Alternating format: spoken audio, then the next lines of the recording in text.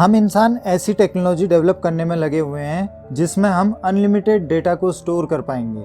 अगर हम ऐसी टेक्नोलॉजी को डेवलप नहीं कर पाए तो एक दिन ऐसा आएगा जब हमारे पास अवेलेबल स्टोरेज डिवाइसेस की लिमिट एक्सीड हो जाएगी।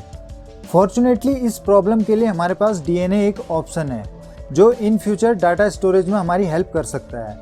गूगल पर हर दिन लगभग 3.8 बिलियन सर्चेस की जाती हैं। यूट्यूब पर हर मिनट लगभग 4.5 मिलियन वीडियोस को देखा जाता है और हर मिनट ऑल ओवर इंटरनेट लगभग 160 मिलियन ईमेल्स सेंड की जाती हैं। ऑन एवरेज सिर्फ एक सेकंड में 8000 ट्वीट्स किए जाते हैं। अप्रॉक्स 350 मिलियन फ़ोटोज़ सिर्फ एक दिन में फेसबुक पर अपलोड की जाती हैं। साल 2025 तक एक एवरेज पर्सन पर सेकंड 2 मेगाबाइट्स का डेटा जनरेट करेगा। अगर हम एक साल में इसे कैलकुलेट करते हैं तो ये लगभग 410 ट्रिलियन गीगाबाइट डेटा के बराबर होगा। मान लेते हैं कि दुनिया की आबादी लगभग 7 बिलियन है, तो सोचिए सारी पॉपुलेशन मिलकर कितना डेटा प्रोड्यूस करेगी। ऐसे में अगर हमको बेटर डाटा स्टोरेज टेक्नोलॉजी नहीं मिलती है तो इस बढ़ती टेक्नोलॉजी के दौर में हमारे सामने डेटा स्टोरेज की बहुत बड़ी प्रॉब्लम आ जाएगी, जिससे बिजनेस और इनोवेशन की ग्रोथ कम हो जाएगी। इस प्रॉब्लम के लिए हमारे पास एक अल्टरनेटिव हो सकता है DNA based data storage. DNA based data storage के काफ़ी एडवांटेज हैं, जैसे ये अल्ट्रा कॉम्पैक्ट होगा, साथ ही इसमें रेप्लिकेशन पावर ज़्यादा होगी। आप अंदाज़ा इस बात से लगा सकते हैं कि 1 ग्राम डीएनए में लगभग 215 पेटाबाइट यानी 215 मिलियन गीगाबाइट्स डेटा को स्टोर किया जा सकता है।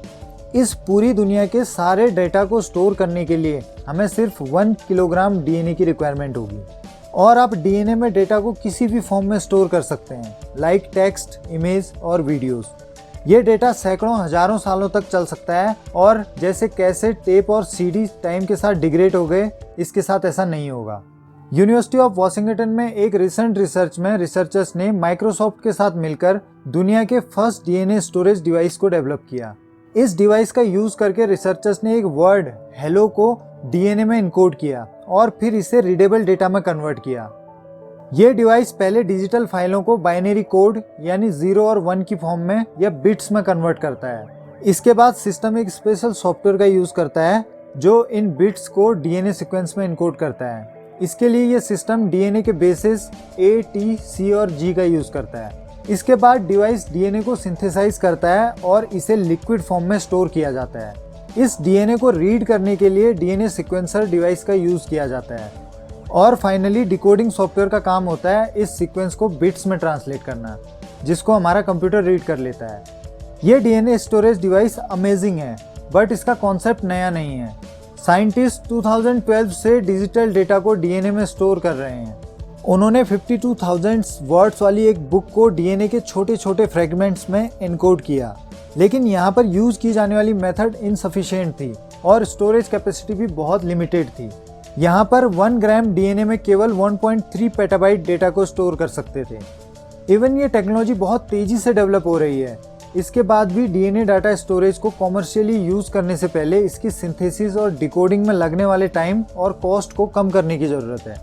उस वर्ड हेलो को डीएनए में राइट करने और उसको फिर से रीड करने में लगभग 21 घंटे का टाइम लगा था और सिर्फ इस डिवाइस की कॉस्ट लगभग $10,000 है।